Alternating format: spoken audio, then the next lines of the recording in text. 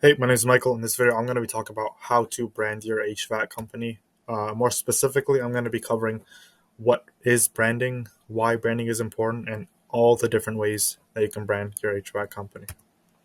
So, first off, what is branding? And by definition, branding is the process of creating a unique identity for your HVAC company and managing how people perceive it. And it involves two key elements. First is identity creation, and this is about defining who you are as a company. So this includes things like your name, logo, tagline, brand voice, and overall personality. And the second key element is perception management. So this is about how people see your company, and it involves creating a positive customer experience, managing your online reputation, and building relationships with the public. Now, what is identity creation? So think of your HVAC company as a person. So just like any regular person, they have a unique personality. Your company also has a unique identity, and this identity is made up of several elements, including your company name, logo, tagline, and brand voice. And identity creation is important because it helps you stand out from your competitors, and it tells potential customers who you are, what you do, and why they should choose you. Now, perception management, on the other hand, is all about how people see your company. It's not just about the facts, but also the feelings and emotions of how people associate with your brand. So, here are some ways that you can manage your perception. So, it's things like customer experience. You want to make sure that your customers have positive experiences with your company from the initial contact to the final installation. And things like your online reputation, your public relations, and your social media. And perception management, particularly, is important because a positive perception can lead to increased customer loyalty, referrals, and sales. And it's also really important for just building trust and credibility in general.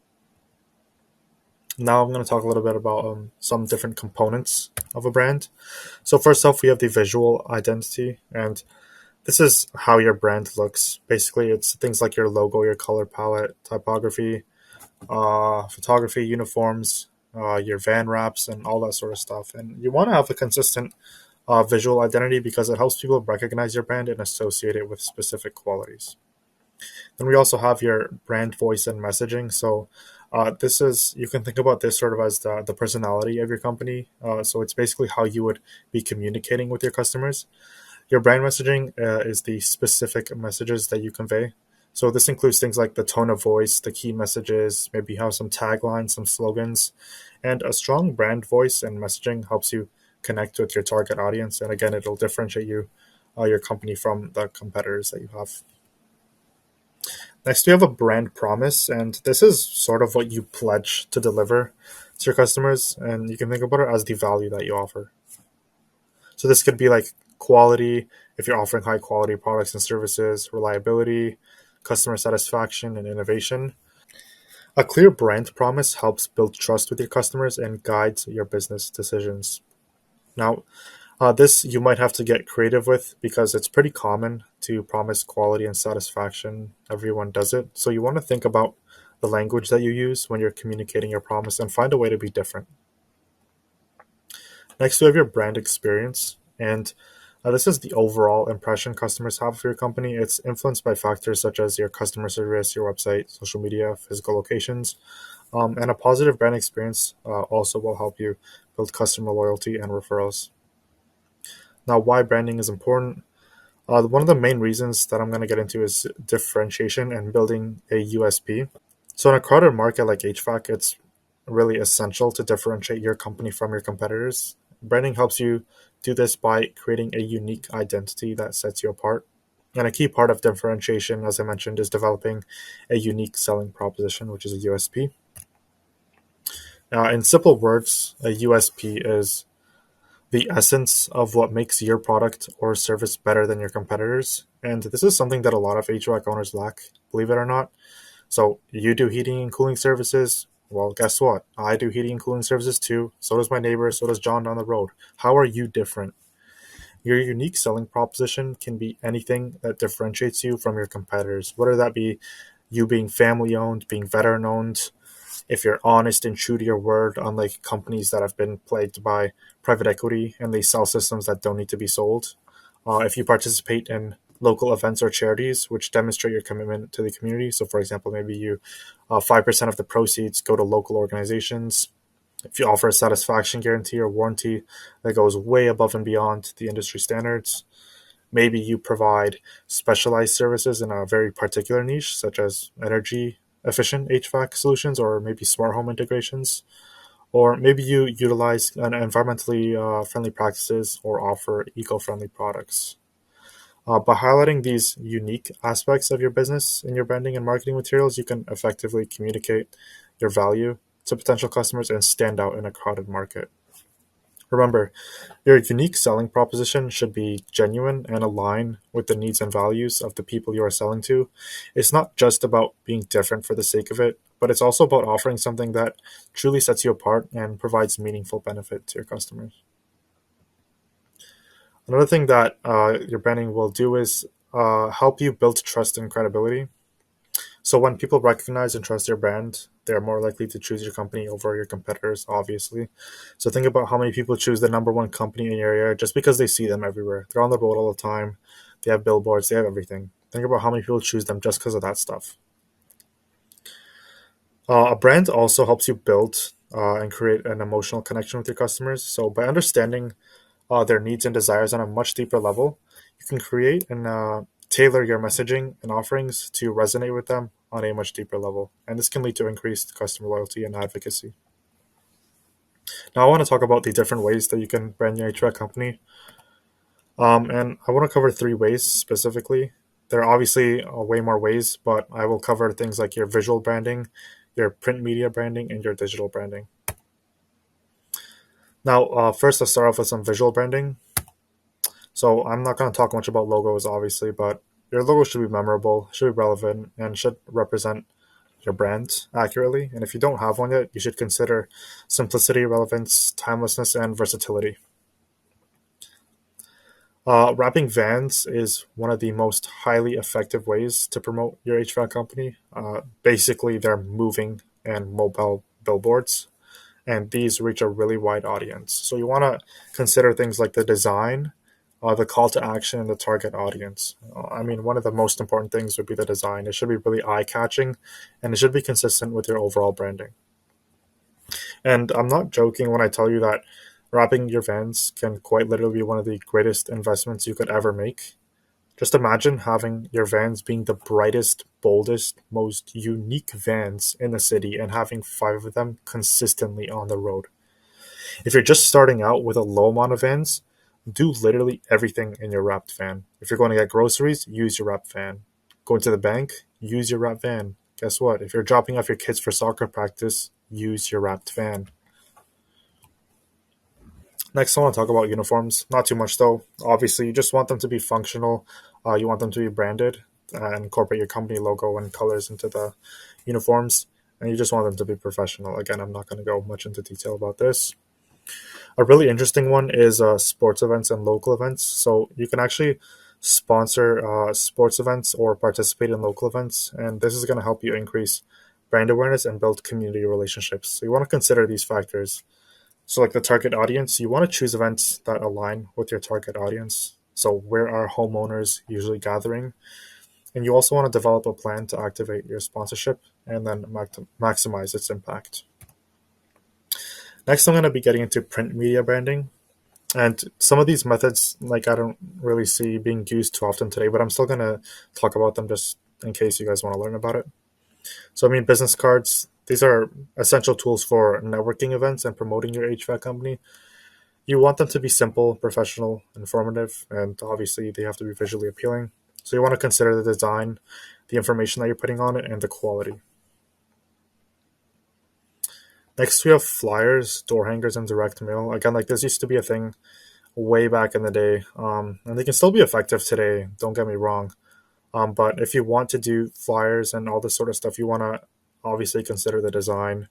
You want the content to include clear call to actions and relevant information.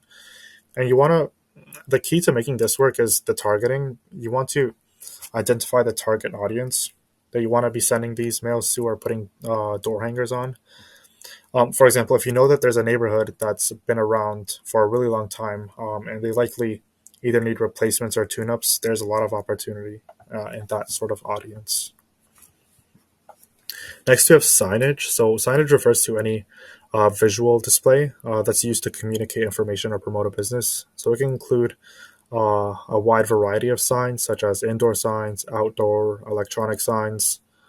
And if you have signage ready to go, you want to consider these factors. Location, obviously, it goes back to what I said about like your target audience, and design. You obviously want the design of your signage to be consistent with your brand and easy to read. Next, we have billboards. Billboards are really good for reaching a large audience, but you also want to consider the location, design, and the targeting as well. But the key with billboards is that you want to make them bold and eye catching, and you want to make these really unique. You can't just put up a generic billboard. Your billboard really needs to stand out and be something that people have never seen before, and that in order for it to be a memorable billboard and to be worth your money. Newspaper ads, again, like I don't really see newspaper working too much, but just in case you want to learn a bit about newspaper ads, they're pretty cost effective. And you want to choose newspapers that like for example, the older generations are still reading, and you want to tailor your design and your content for these older generations that are still reading newspapers this day. Next week, I want to go into a little bit of digital branding. So this is going to be things like your website. So for example, your website is going to be the digital storefront of your HVAC company. So it's where potential customers will go to learn about your services, read reviews, and contact you. So by creating a professional and informative website, you can establish credibility, showcase your expertise, and drive conversions. Again, you want to consider the design, make sure that it aligns with your brand's visual identity. You want to use the right colors, fonts, and imagery and all that sort of stuff. And then again, when I was talking earlier about like brand voice and messaging, you want to make sure that content is consistent across all your website pages, and you want to have a strong call to action that matches your brand's messaging. Social media. So social media platforms offer a really unique opportunity to connect with your target audience on a more personal level. So by sharing valuable content and engaging with customers, building communities and stuff like that, you sort of position yourself as a company that actually wants to help out instead of a company that just wants to take people's money. So your profile, for example, you want to customize your profile to reflect your brand's personality and values. Then with content, content gets pretty cool. You want to create content that actually helps out your community. So think of things like maintenance tips, preparing your systems for the upcoming season, and stuff like that. When you create content that actually helps people, you're going to position yourself as a company that is actually there for the community and that actually wants to provide value to the community instead of these other companies, for example, that are replacing systems that don't need to be replaced. It really puts a bad taste in the industry. But if you really truly want to help your community, there's people that look for that sort of stuff. You want to be true to your word and do good work. TV commercials, I mean, I don't really touch this sort of stuff, but they're a really powerful way to reach a wide audience. And if you do these correctly, you can create a really memorable brand impression. I mean, I can think of countless TV commercials from when I was younger, and I still remember them to this day just because of how memorable the script is, the visuals are, and all the call to actions. Like, I can think of so many examples, but I'm not really going to touch too much about TV commercials. Radio, again, is like something a lot of people nowadays still use radio, but again, like I've never really touched radio branding, but they can still be super cost effective. The key with radio branding is you want it to be really catchy and something that is really easy to remember. So you can. This is really important. Again, with like your brand, your voices and your messaging, and the scripts that you use are all key elements of making a radio branding campaign work. Customer testimonials are probably one of the more powerful marketing tools for your brand because they provide social proof of your company's quality and reliability. So if you feature authentic testimonials on your website, social media, and your marketing materials, you obviously build trust with potential customers and encourage them to leave reviews and encourage them to choose your business. And again, with the formatting, you want to format these testimonials that are consistent with your visual identity, and place testimonials all over your website, social media, and your marketing materials. And I want to give you some action steps because obviously this is a lot of information.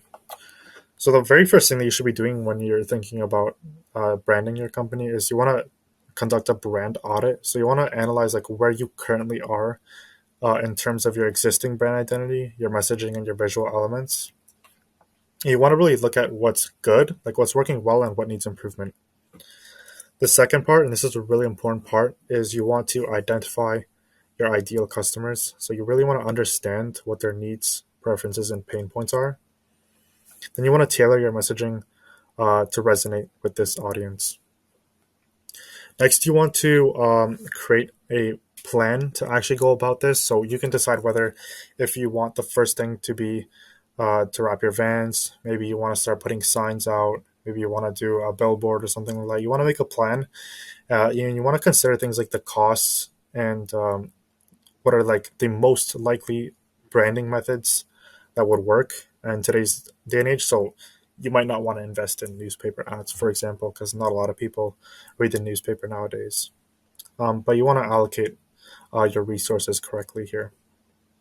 And the fourth and final step is just to implement that strategy that you planned out. So think about updating your website, creating that social media content that you've been thinking about for months, and design your marketing material. And finally, train your team about your brand's values and messaging. And I mean, this just about wraps it up with everything about branding. If you guys have any questions about branding, you can feel free to comment down below or hit me up on my socials. I'll have them linked in the description. If you guys want a copy of this document, I have a Facebook group where I give away all this stuff for free. So if you want to join that, I'll also have that link below. See you guys.